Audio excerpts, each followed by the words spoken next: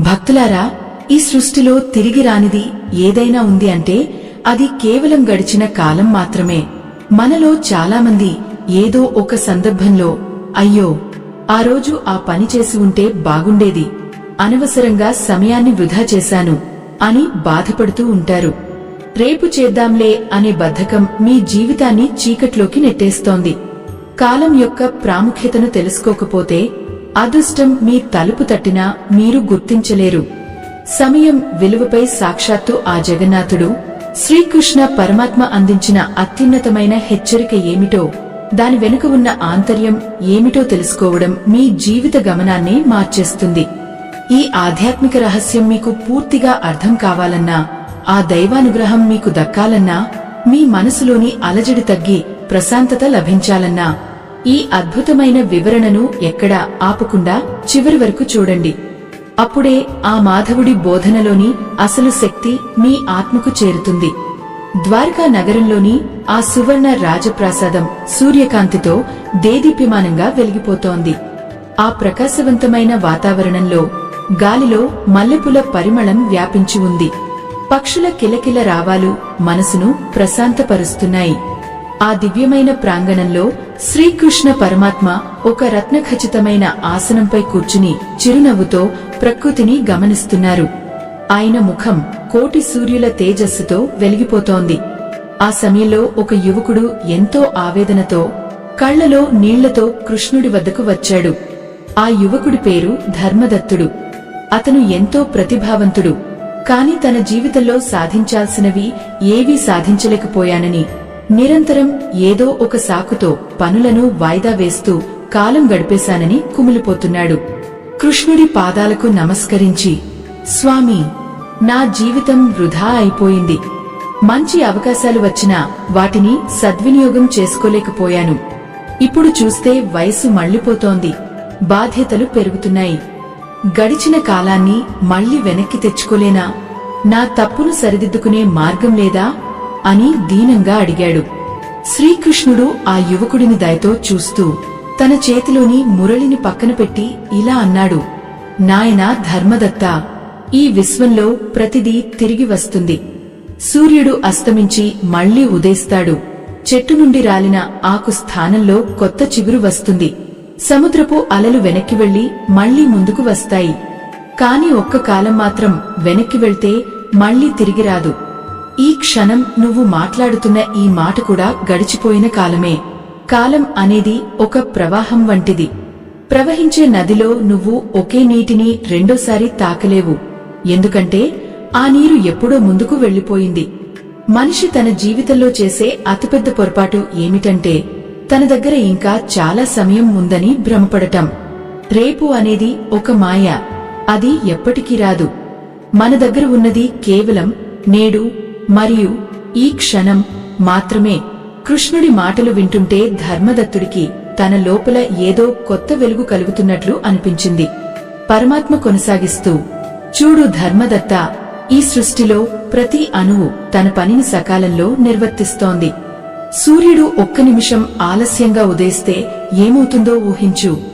కాలం అంటే కేవలం గడియారం ముళ్ళు తిరగడం కాదు, అది నీ ప్రాణశక్తి యొక్క ప్రయాణం. ప్రతి క్షణం నీ ఆయుష్ తగ్గుతోంది.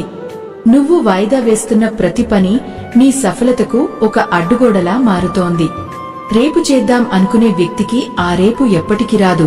ఎందుకంటే రేపు అనేది మన చేతుల్లో లేదు. అది కేవలం ఒక ఆలోచన మాత్రమే. ఈ కాలం యొక్క అనంతమైన రహస్యాన్ని వివరిస్తూ పరమాత్మ తన వేణువును పక్కన పెట్టి ఆ యువకుడి కళ్లలోకి తీక్షణంగా చూశారు. ఆ చూపులలోని తేజస్సు ధర్మదత్తుడి హృదయంలోని అజ్ఞానపు పొరలను తొలగిస్తున్నట్లు అనిపించింది. ద్వారకా నగరపు తోటలలోని నెమళ్లు ఆనందంతో పురివిప్పి నాట్యం చేస్తున్నాయి. ఆ దృశ్యం కాలం యొక్క గమనాన్ని ఎంత అందంగా ఆస్వాదించవచ్చో చెబుతున్నట్లుగా ఉంది. కృష్ణుడు మెల్లగా లేచి పక్కనే ఉన్న ఒక కొలను వద్దకు నడిచారు. ఆ కొలనులో తామర పువ్వులు సూర్యరశ్మికి ఎంతో కాంతివంతంగా వికసించి ఉన్నాయి. పరమాత్మ ఆ పువ్వులను చూపిస్తూ ఇలా అన్నారు, చూడు నాయనా, ఈ తామర పువ్వు సూర్యుడు ఉదయించగానే వికసిస్తుంది. అది రేపు వికసిద్దాంలే అని వాయిదా వేయదు.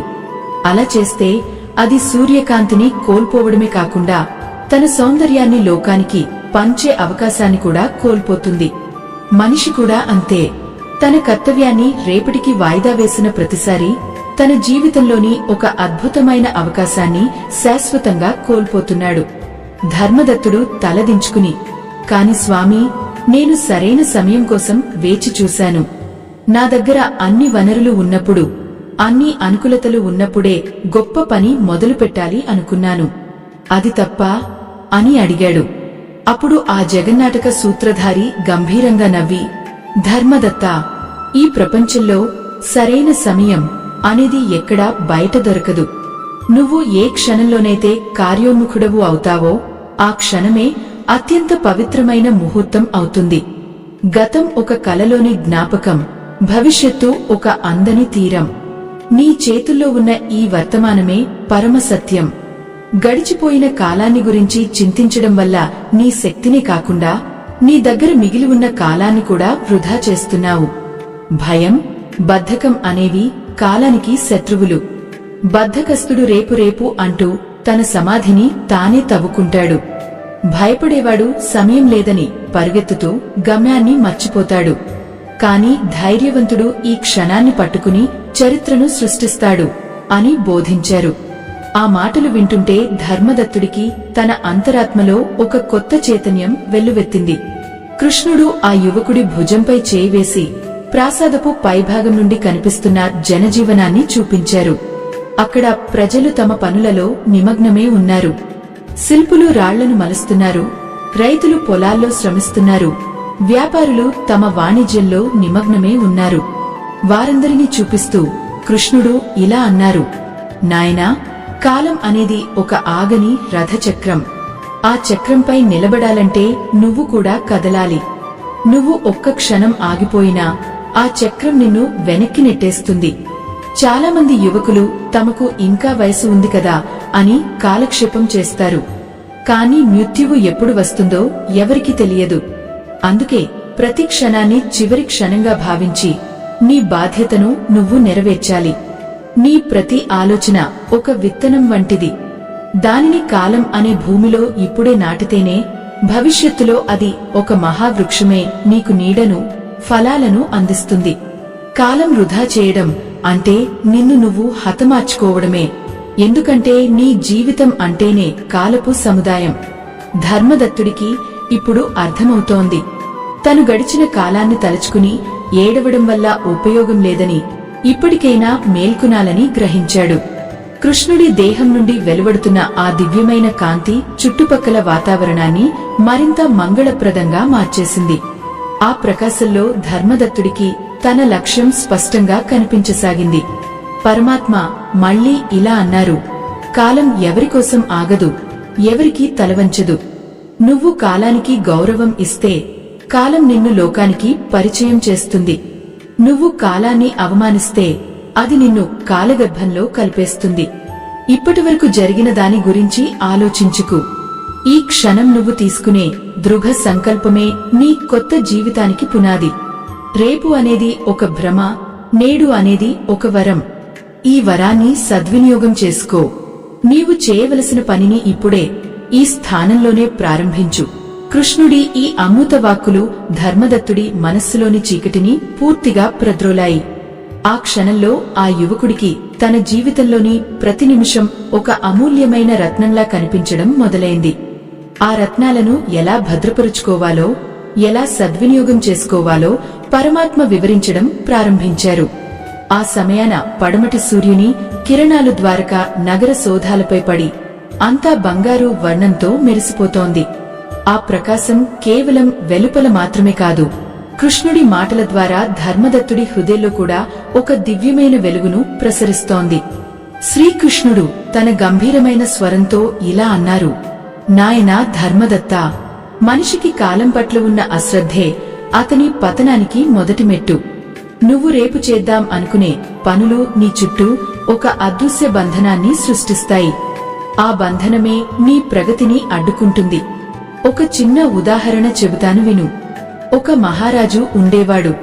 అతను ఎంతో దానశీలి. కాని తన దగ్గరకు వచ్చిన యాచకులకు తరచుగా రేపురా, అప్పుడు ఇస్తాను అని చెప్పేవాడు. ఒకరోజు ఒక జ్ఞాని అయిన సాధువు వచ్చి భిక్ష అడిగాడు.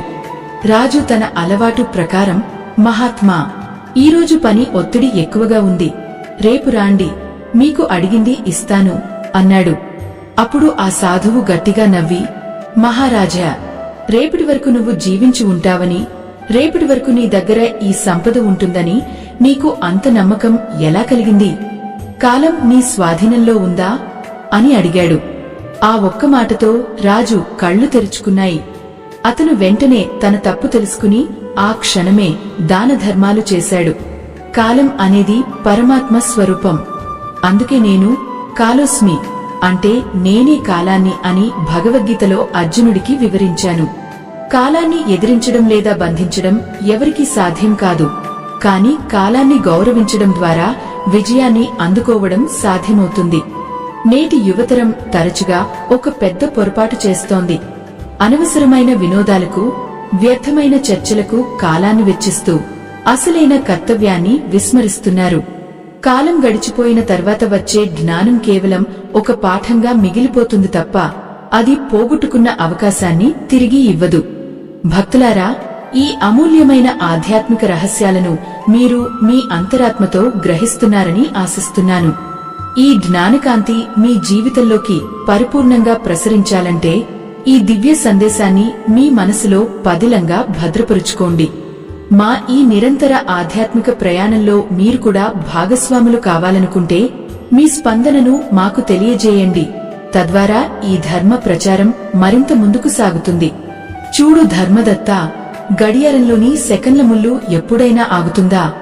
లేదు, అది నిరంతరం ముందుకు సాగుతూనే ఉంటుంది. నీ దేహంలోని శ్వాస కూడా అంతే. ఒకసారి వదిలిన శ్వాస మళ్లీ వెనక్కి రాదు. కాలం యొక్క ఈ అప్రతిహత వేగాన్ని గమనించినవాడు ఒక్క నిమిషం కూడా వృధా చేయలేడు. ఒక మంచి పనిని ప్రారంభించడానికి ప్రత్యేకంగా శకునాల కోసం, ముహూర్తాల కోసం వేచి చూడటం కంటే నీ మనసులో కలిగిన సత్సంకల్పాన్ని వెనువెంటనే ఆచరణలో పెట్టడమే అన్నిటికంటే గొప్ప ముహూర్తం. ఎవరైతే సమయపాలనను ఒక వ్రతంలా పాటిస్తారో వారిని కాలమే కన్నతల్లిలా కాపాడుతుంది. వారికి అపజయం అనేదే ఉండదు. సోమరితనం అనేది ఒక భయంకరమైన మానసిక వ్యాధి.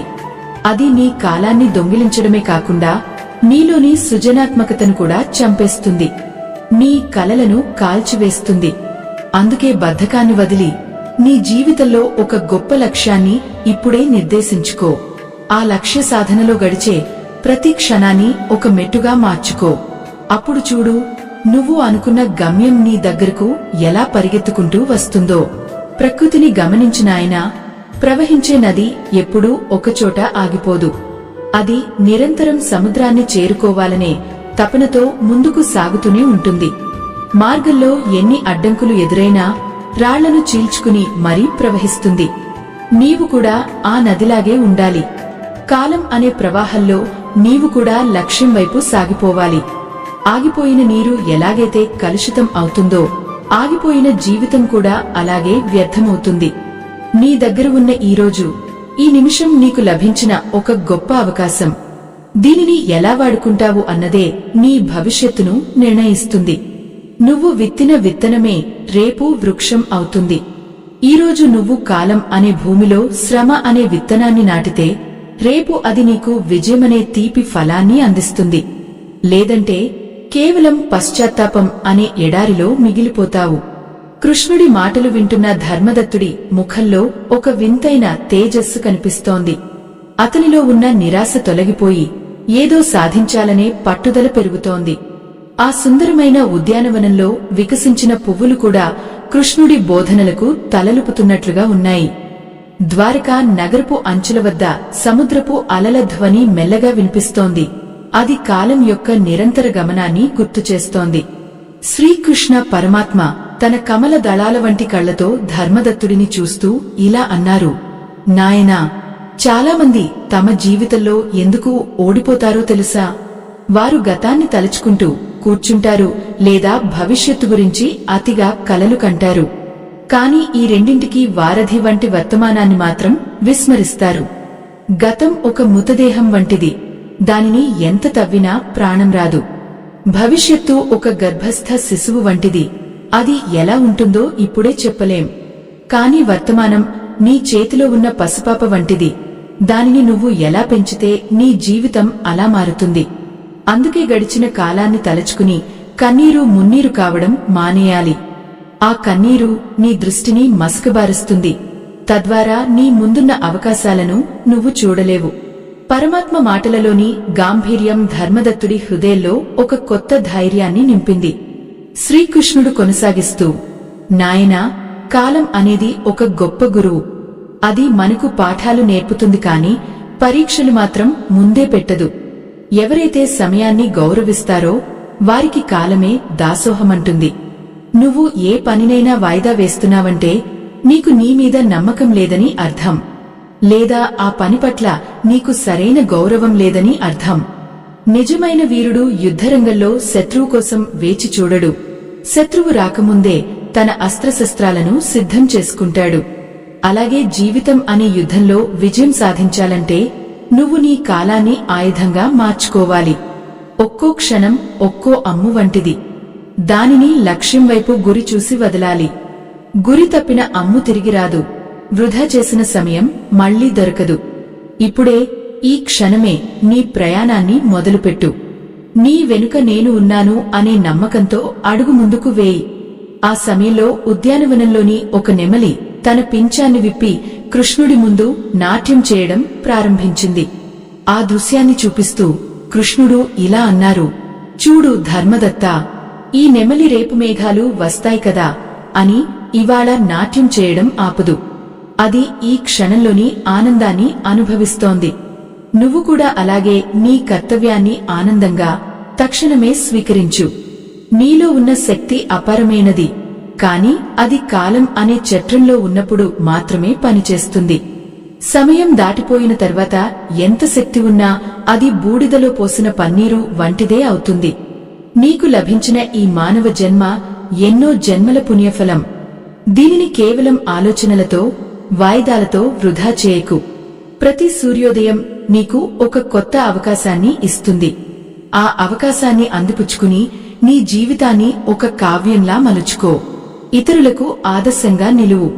కాలానికి నువ్వు ఇచ్చే అతిపెద్ద కానుక ఏమిటో తెలుసా? దానిని సక్రమంగా వినియోగించుకోవడమే. ధర్మదత్తుడు కృష్ణుడి పాదాలకు సాష్టాంగ నమస్కారం చేశాడు. అతని మనసులోని భారమంతా దిగిపోయింది. కళ్లలో నిరాశపోయి ఒక కొత్త కాంతి కనిపిస్తోంది. అతను లేచి నిలబడి, స్వామీ, నా కళ్ళు తెరిపించారు. ఇప్పటివరకు నేను కాలాన్ని శత్రువులా చూశాను. కాని అది నా ప్రాణమిత్రుడని, నా అభివృద్ధికి మూలమని గ్రహించాను. ఈ క్షణం నుండే నా బాధ్యతలను నెరవేరుస్తాను. గడిచిన కాలాన్ని పాఠంగా తీసుకుంటాను తప్ప పశ్చాత్తాపంగా మార్చుకోను అని దృఢంగా చెప్పాడు. కృష్ణుడు చిరునవ్వుతో అతనిని ఆశీర్వదించారు. భక్తులారా, మీ జీవితాల్లో కూడా సమయం పట్ల ఇటువంటి అవగాహన కలగాలని కోరుకుంటున్నాను. ఈ ఆధ్యాత్మిక ప్రయాణంలో మేము అందిస్తున్న ఈ జ్ఞాన సంపద మీకు నచ్చినట్లయితే మా ఈ సత్కార్యాన్ని ఆదరించండి. మీ అమూల్యమైన స్పందనలను మాకు తెలియజేస్తూ మరిన్ని ఆధ్యాత్మిక రహస్యాలను తెలుసుకోవడానికి మాతో కలిసి నడవండి. మీ ఒక్కొక్క స్పందన మాకు ఎంతో బలాన్నిస్తుంది. చివరగా శ్రీకృష్ణ పరమాత్మ అందరికీ వర్తించే ఒక మహోన్నతమైన సత్యాన్ని చెప్పారు. కాలం ఎవరినీ ధనవంతులుగా చేయదు, ఎవరినీ పేదవారిగా మార్చదు. అది కేవలం మనకు అవకాశాలను ఇస్తుంది. ఆ అవకాశాలను మనం ఎలా వాడుకుంటాము అనే దానిపైనే మన తలరాత ఆధారపడి ఉంటుంది. కాలం నీ గుప్పిట్లో లేకపోవచ్చు, కాని నీ క్రియలు నీ స్వాధీనంలో ఉన్నాయి. రేపు అనేది ఒక రహస్యం, నిన్న అనేది ఒక చరిత్ర, నేడు అనేది ఒక బహుమతి. అందుకే దీనిని వర్తమానం అంటారు. ఈ బహుమతిని గౌరవించండి. ఏ పనినైనా నేడే ప్రారంభించండి, ఇప్పుడే సిద్ధమవ్వండి. కాలం యొక్క విలువను గుర్తించినవాడు సాక్షాత్తు పరమాత్మను పొందినట్లే. ఎందుకంటే కాలమే నేను, నేనే కాలము. ఆ మాటలతో ద్వారకా నగరమంతా ఒక దివ్యమైన ప్రశాంతతతో నిండిపోయింది. ధర్మదత్తుడు కొత్త ఉత్సాహంతో తన గమ్యం వైపు అడుగులు వేశాడు. ఈ ఆధ్యాత్మిక ప్రయాణం ఇక్కడితో ముగిసిపోయింది. స్వస్తి.